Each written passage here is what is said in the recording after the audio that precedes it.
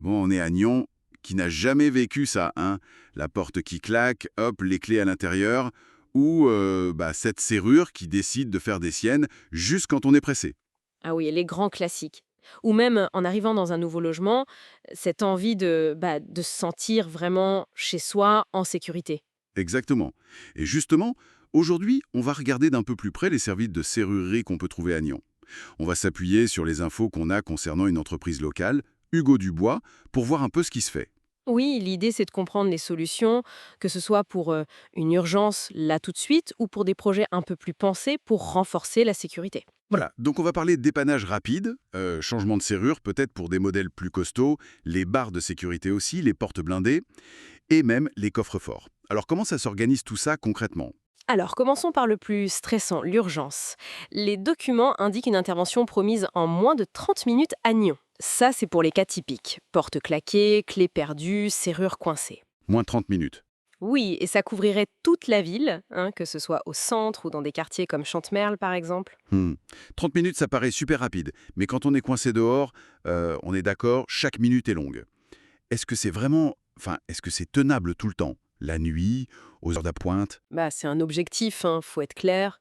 Ça dépend forcément des conditions, du trafic, etc. Mais disons que l'engagement, c'est cette réactivité maximum. Et rien que ça, savoir que quelqu'un arrive vite quand on est dans le pétrin, Hmm. Oui, ça doit soulager un peu. exactement.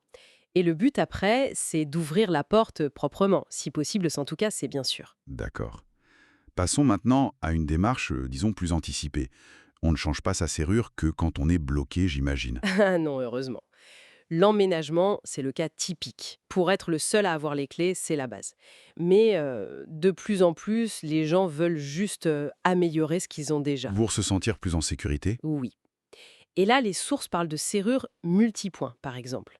Celles qui ferment la porte à plusieurs endroits en même temps. Ça rend les fractions beaucoup plus difficiles. Et on voit aussi beaucoup de choses autour des serrures connectées, électroniques. C'est juste un gadget ou ça apporte vraiment quelque chose? Il n'y a pas un risque niveau sécurité? C'est une bonne question.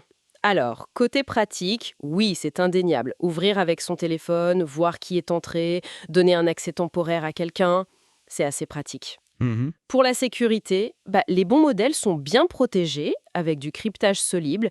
Le compromis, il est peut-être ailleurs. Faut pas tomber en panne de batterie, faut que le réseau fonctionne, et puis il faut bien sécuriser son téléphone aussi.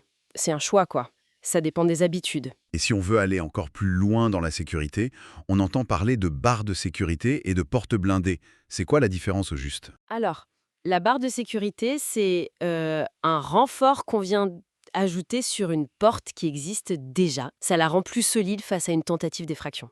Apparemment, c'est assez demandé à Nyon, même pour une porte de cave, par exemple. Donc c'est un complément. Et la porte blindée? Ah, là, c'est autre chose. C'est pas un ajout, c'est tout un bloc, la porte et son cadre, qui est conçu dès le départ pour résister. C'est de l'acier, des points de fermeture partout, une serrure de haute sécurité. Donc beaucoup plus costaud. Oui, l'installation est plus conséquente aussi. Ça demande une évaluation précise des besoins. Et point intéressant, on regarde aussi l'esthétique pour que ça s'intègre bien. C'est vraiment du sur-mesure. Et ce ne s'arrête pas à la porte d'entrée, si je comprends bien. Le serrurier peut aussi aider à protéger ce qu'il y a à l'intérieur de la maison. Tout à fait. On parle là des coffres forts. Et là encore, il y a du choix. Le coffre classique à clé, celui à combinaison mécanique, super fiable, ça ou l'électronique, plus simple à utiliser au quotidien. Et pour des besoins spécifiques? On peut aller vers des coffres blindés ou même inifugés pour protéger contre le feu. Le choix dépend vraiment de ce qu'on veut mettre dedans, de la valeur, de la fréquence d'utilisation. Il faut en discuter avant pour trouver le bon modèle. Une chose qui semble importante, que ce soit pour une urgence ou une installation plus lourde comme une porte blindée, c'est la transparence, surtout sur les prix. Ah oui, ça c'est crucial. Pour la confiance, c'est la base. Les infos insistent là-dessus, avoir un devis clair, détaillé et surtout avant de commencer quoi que ce soit. Que ce soit pour ouvrir une porte claquée ou poser un coffre. Exactement.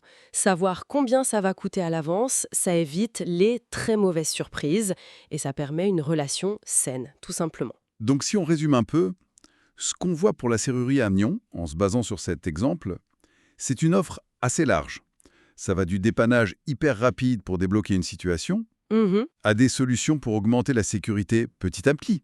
Une meilleure serrure, une barre de sécurité, jusqu'à des installations plus complètes, comme la porte blindée ou le coffre-fort. C'est ça. Et ce qui ressort peut-être le plus, c'est cette dimension de conseil. On n'est pas juste là pour vendre une serrure. L'idée, c'est d'abord d'évaluer la situation, le besoin réel de la personne. De comprendre ce qu'elle cherche. Voilà. Et ensuite, de proposer la solution la plus adaptée, que ce soit simple ou plus complexe. Et toujours avec cette clarté sur les coûts. On sent qu'il y a une approche plus personnalisée de la sécurité du domicile aujourd'hui. Très clair. Pour finir, une petite question qui va un peu au-delà de la technique pure. Aujourd'hui, mis à part les serrures solides et les portes renforcées, qu'est-ce qui, selon vous, contribue vraiment à ce sentiment de sécurité chez soi? Peut-être des choses moins matérielles.